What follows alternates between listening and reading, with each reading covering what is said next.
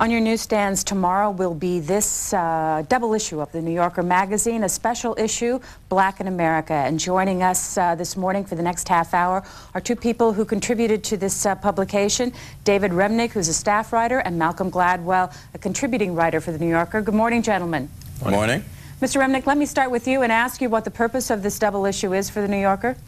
Well, I think in many ways the purpose of this is to knock down the door. The New Yorker, like many other publications, has taken a kind of ride on race, has not paid attention to it the way it should over the years. 30 years ago or so, the New Yorker published James Baldwin's The Fire Next Time, which was an achievement, but the pieces on race in America have been few and far between. And I think this issue is a way for the New Yorker to enter the world, so to speak, and I think it's done it successfully. Mr. Gladwell, in the comments section of this piece, Mr. Hedrick Hertzberg, the editor, writes that it's the African-American century, a reality that is more complicated and more heroic than the myth. What does that mean? I think it means that that very often the way we talk about race in this country, I don't think we ever sort of scratch the surface. And one of the ideas behind this issue, and I think one of the things that people will see when they read it, is that once you start to examine the issue of race in more detail, and that you begin to see that things are more complicated, and that a lot of the ways that we've approached it in the past are just sort of superficial. I want to show our viewers your piece in this. It's called Black Like Them, A Personal History. What is this about? Well, my piece was about, this is a very good example actually of what I was talking about. My piece is about West Indians, and in particular my family, which is half West Indian. And it talks about what the success of West Indians in America, and asks the question, what does the success of West Indians mean? Tell us about racism. Because racism is supposed to be something, or commonly thought to be something, that's relatively unsophisticated and indiscriminate prejudice against all black people. But if you look at West Indians in America, they've succeeded in a way that African Americans haven't. So it suggests that what we understand as racism is something more complicated than what we thought about in the past. You write, this question of who West Indians are and how they define themselves may seem trivial, like racial hair splitting, but it is not trivial. In the past 20 years, the number of West Indians in America has exploded. They are now 500,000 in New York area alone, and despite their recent arrival, they make substantially more money than American blacks. Mm-hmm. If you look at West Indian immigrants, basically they do in the New York area, basically they earn as much money and live in as good neighborhoods as Asian immigrants, and are actually basically all the sort of white immigrant groups don't basically do as well as the West Indian group, and that in turn is much better than either African Americans or Puerto Ricans in the New York area. And I think that's a very interesting fact, and I think it's worthy of exploration, and that's what I try and do in the piece. You also talk about something here that you call a newest mutation, multicultural racism. What is that? Well, that's what I try and get in the piece, is that I think that one of the things, the success of Caribbean immigrants like my family in the New York area or in America tells us, is that racism is evolving in a certain way, and what has happened now is that immigrant groups are sort of pitted against African Americans, and that people have that white groups or people, those in power, have used immigrants as a way of sort of beating up on African Americans. That they draw a distinction now between good blacks and bad blacks, and West Indians are the beneficiaries of that, and African Americans are the victims of that in a certain way. What we're trying to do this morning is to give you an idea on what the New Yorker magazine's double issue is about, and to involve you in it if you would like to join our discussion as we kind of go through the magazine that will be on newsstands tomorrow and give you an idea of some of the different stories that are in there. Mr. Remnick, who is also joining us live this morning from Boston, talks about a gentleman by the name of William Julius Wilson, and he's writing in the profile section of the New Yorker. Who is this man? Well, William Julius Wilson is probably the most prominent sociologist looking at the interwoven issues of race and poverty. And he's especially concerned with the way joblessness affects the inner city, the way it's concentrated poverty more and more, the way middle-class blacks have largely moved out of the inner city, which is a nice way of saying the ghetto, and what effect that's had on the people that are left behind. He is extremely important, not only as an academic and scholar, but also as a kind of advisor to President Clinton. There's probably no scholar more influential in the White House today than William Julius Wilson. He's at the University of Chicago, and he's leaving for Harvard in the fall after being in Chicago for 25 years. Why is he going to Harvard? Well, Henry Louis Gates, who is the head of the African-American program at Harvard, the Du Bois Center there, and who, by the way, had a large hand in shaping this issue and has a terrific piece, profile of Louis Farrakhan, has been attracting more and more top-flight black intellectuals to Harvard over recent years. And William Julius Wilson, in terms of the social sciences, is the real jewel in the crown. And I think Wilson felt a little bit isolated in Chicago. There's probably more policy debate at the Kennedy School at Harvard than there is at the University of Chicago, and he wanted to come to, he's 60 years old, and I think he wanted to spend this sort of senior period of his academic career around people like Gates and Cornel West and dozens of others. The name of his book coming out? When Work Disappears. And this is he began in the late 70s. His prominence really began in the late 70s with a book that was extremely controversial called The Declining Significance of Race, in which he said that class was certainly gaining on, and if not more important than discrimination, racial discrimination as a factor in poverty and the inner city problems as we know them. It was extremely controversial on the left, because he was downplaying to some extent the factor of race over class. And this had the left went crazy in some circles. Black intellectuals on the left were extremely angry with Wilson for not being sufficiently attendant to that problem. Then the next book was called The Truly Disadvantaged, which is the book that really influenced Clinton on poverty, and now this book coming up in the fall.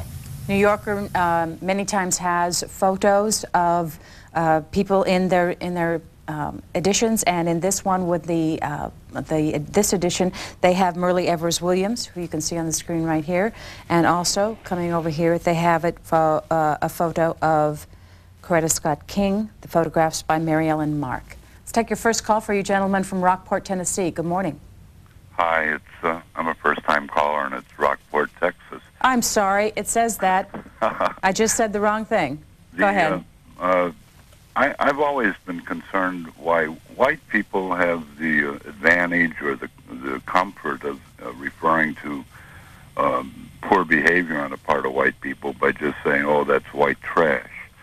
But I've never heard black people or African Americans excuse the behavior of bad behavior of African Americans by category, just saying, well, that's black trash. And I think that's a kind of an unfair advantage for white people to be able to cop out like that, and I'd be interested. I'll hang up and listen. Mr. Gladwell, any response? Oh, I'm not really sure what that meant. Not really sure how I would respond to that. I mean, interesting observation. I don't... Let's take a call from Norwich, Connecticut. Good morning. Good morning. Let me turn my TV down here. My point is, I come from Puerto Rican and have a number of friends who are black, and in discussions it comes up that Louis Farrakhan is held in pretty high regard, as is Bill Clinton. And I think one of the reasons that they are held in such high regard is that they don't fall into the mold of the left or the right.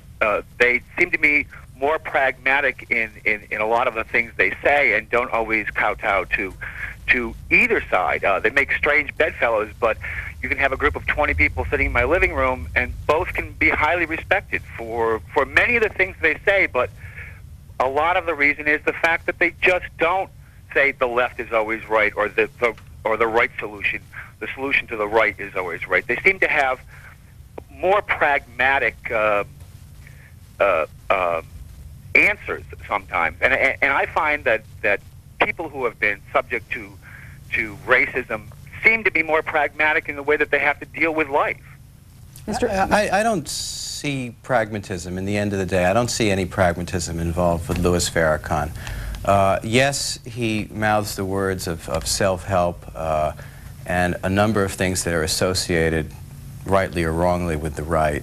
But his argument, his public appearance, his rhetoric is so marred by hatred, by crazy theories, by any number of things that it's hard for me to just gloss over them and go on to the good parts, if you will. There was a Million Man March, which was brilliant in many ways, having this, not least in its, just the phrase Million Man March, I think was an extraordinarily gifted idea. But where's that gone afterwards? What has the Million Man March resulted in? Is he doing the hard work in communities that needs to be done? Is he involved in the policy debate in any serious way? No, his next great political act was to travel around meeting with some of the worst dictators in Africa and the Middle East and talk about it as a tour of redemption. It's very hard for me to talk about Farrakhan, whether as a reporter, as a Jew, as a human being, or whatever, in just this kind of calm, measured way. This is the, well, it's not a photograph. What would you call this, gentlemen? The drawing, I guess, is best I can do of Farrakhan. By the way, and Skip Gates's profile of Farrakhan is a wonderful piece in the New Yorker, because it it doesn't just jump into the obvious. It just doesn't jump into the anti-Semitism controversy, if you want to call it a controversy, or if it just doesn't go right for the flash. What it does is also gives you a primer of who Louis Farrakhan was, how he came to be the head of the Nation of Islam, what the Nation of Islam is all about. It's a very measured and considered piece before it gets to the heart of the matter, which was a 7-hour interview that Skip Gates had at Farrakhan's house in Chicago, I think just a couple of weeks ago. I think it's important to point out, too, that that interview is an incredibly rare thing. People have been writing about Farrakhan for 10 or 15 years, and he has granted very few interviews, let alone a 7-hour interview. I mean, so that's really what makes this piece so unusual and so special, is that, you know, none of the newspapers that have, you know, the New York Times and Washington Post, have all done big pieces on Farrakhan, but this is the first serious interview Farrakhan has given in I think over a decade. For those of you reading your Sunday newspapers, there are some references to this New Yorker double edition in the newspapers today, and one of them that I've seen is about this article about Mr. Farrakhan. I'd like to read a paragraph from it that seemed to make the news today. It says, "Pundits like to imagine that Farrakhan is a kind of a radio program, the incendiary Louis Farrakhan show. In fact, Farrakhan is more like a radio station. What you hear depends upon when you tune in. His talk ranges from far-fetched conspiracy theories to Dan Quayle-like calls for family values. Farrakhan really does believe that a cabal of Jews secretly controls the world. He also suspects, I learned later in our conversation, that one of his own grandparents was a Portuguese Jew." That was a shocking moment for Skip Gates to sit and hear that. The dynamic of this interview is also very interesting. You know, Skip Gates is not just any journalist sitting there with Louis Farrakhan. Gates took a lot of flack because a couple of years ago he wrote an op-ed piece for the New York Times denouncing Farrakhan in regard to anti-Semitism.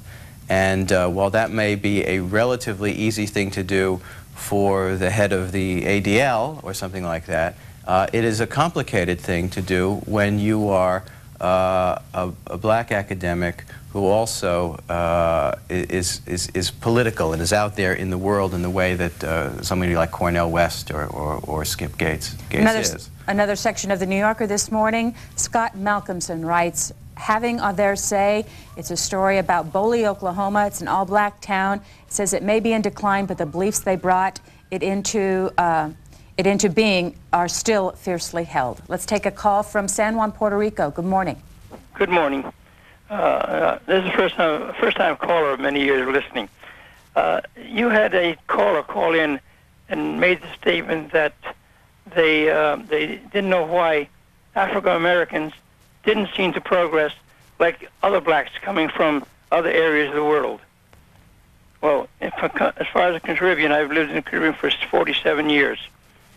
And the difference basically between an African American black and a Caribbean black is that Caribbean blacks grow up in black communities. Their governors are black. Their whole government structure and all of their professionals are black. Basically, very few white. I don't think a white governor exists in the Caribbean today outside of the Dominican Republic. Mr. Mr. Gladwell? Well, that's very interesting because that's one of the things that I talk about in my story. I talk, for example, about the time when my mother, who grew up in Jamaica and was going to boarding school in Jamaica, she read for the first time in the Encyclopedia Britannica at the age of about 13 the entry under Negro, and learned from the Encyclopedia Britannica at that point that Negroes were an inferior race, and she talks about sort of the shock that she's talked to me about, to all of us in my family, about the shock she felt when she read in the encyclopedia that she was supposed to be genetically inferior. But what was different about her learning that, or her encounter with racism at that age, and the encounter that a black person living in America would be, is that my mother was living then in a majority black culture. She was going to a school where all the scholarship students were black and all the paying students were white. So in her own experience, because she was living in a majority black place, she knew black people who were smarter than white people. She had, at least, she was going to, this is in the 1940s, she was going to an integrated school. At least she had in her personal experience knowledge that contradicted what she read in the encyclopedia. And that kind of, so she was able to sort of balance what she was reading and put it into some kind of context. And that really would be far more difficult for someone who, for an American black growing up in America, where white culture would be so much more pervasive, and there wouldn't be, a black living in a person growing up in an inner city somewhere wouldn't have the same opportunity to compare, to have direct comparisons of black and whites. So that's just one little small way, I think, in which the Caribbean context makes understanding and reactions to racism very different from those in the United States. This is the front cover of the double issue of the New Yorker on your newsstands tomorrow, a special issue, Black in America, including some stories by, as we said earlier, Henry Louis Gates on Louis Farrakhan, a story called Southside Story by one of our guests this morning, David Remnick, who, if he looks familiar to you, is also a book notes guest from his book, Lenin's Tomb. Can you still find Lenin's Tomb out there, Mr. Remnick? So. Is it in paperback? I hope so, and if you can, just write vintage or something like that. Okay. And also joining us this morning, Malcolm Gladwell. And if you pick up this morning's Washington Post, you will see that Mr. Gladwell has the lead piece in the Washington Post this morning. That is because he is the Washington bureau chief in New York. And he writes this piece on Bernard Goetz this morning. Let's take another call from Temecula, California. Good morning. California, go ahead. Good morning. Good morning. I'd like to comment on Mr. Gladstone's, comments concerning the differences between Caribbean Americans and African Americans. Go ahead. Well, I think Mr. Gladstone has really a problem there if he thinks that Caribbean Americans are doing any better than African Americans. I don't think that's a fair characterization. Perhaps it's a little self-serving for him to make that observation. Well, when I say better, I'm talking about, I based that statement simply on statistics that have been generated out of the 1990 census. So we're talking about things like the average income of West Indian immigrants, and also studies that have been done of sociologists do studies of, sort of neighborhood quality, and they measure how good the neighborhoods various groups are living in. And on those two measures, on income, how much money they make, and where they live, there is a significant difference in Caribbean immigrants and African Americans. I mean, it's not I don't speak beyond those two. I mean, I'm basing it on two very sort of narrow statistical bases. Mr. Remnick, I want to ask you about a piece written by one of your colleagues on Clarence Thomas that's also in this edition of The New Yorker. It's by Jeffrey Rosen, and he writes about Mr. Thomas. Over the past year or so, a less bitter and more influential Thomas has begun to emerge both inside and outside the court. He travels around the country preaching a muscular message of self-help and ethnic pride. According to his clerks, he receives a great deal of mail, and he replies to each letter on the ground that anyone whose character is strong enough to defy black opinion makers deserves a response. And Thomas continues to have long conversations about race with some of the black conservatives he first encountered in the 1980s. The group includes Thomas Sowell and Shelby Steele of the Hoover Institution, Walter Williams of George Mason, Glenn Lowry of Boston University. Right. Jeff Rosen's piece, in a way, supplements a piece that we ran on Thomas a couple of years ago by Jeff Toobin. And I think the theme of this piece is the emergence of Thomas as, in many ways, the most powerful black public official in the United States. And it characterizes him as the bearer of the Booker T. Washington legacy. As you know, there was a great debate in this country between a kind of Booker T. Washington school of what blacks should do and how they should progress and view themselves and so on, versus W.E.B. Du Bois. And in many ways, W.E.B. Du Bois's emphases and arguments prevailed and influenced the civil rights movement tremendously. Thomas feels completely alien to the civil rights leadership, and God only knows they feel hostile to him for the most part. And his championing of Booker T. Washington creates a lot of anger among black academics, black leaders, black civil rights leadership. Here in Boston, at Harvard yesterday, there was a reenactment of the Plessy versus Ferguson debate, which featured as the chief judge Supreme Court Justice Dreyer, as well as many other prominent judges and legal scholars. And at one point, one of the counsel made a kind of joke about Booker T. Washington, said, "Doesn't T stand for Tom?" At which point the largely black audience laughed in kind of agreement and obvious dislike for Booker T. Washington, and then the counsel countered back, "No, I think it stands for Thomas." So I think there's a real prickly relationship between most liberal black academics and Thomas, and what Thomas is trying to do as a political figure, and Rosen has drawn this out very well. Last call for this segment. Clarksville, Tennessee. Good morning. Hi, how you doing? Just fine, thanks. Yes, my comment is about Minister Farrakhan. Mm-hmm. He's the only black leader that's out there really doing something for us. Okay, there's no black leader that can call a 1 million+ man march. You see what I'm saying? And the pictures that y'all showed of him in the New Yorker, you shouldn't have that in there. It makes him look like a big gangster, like a thug, and he's not that.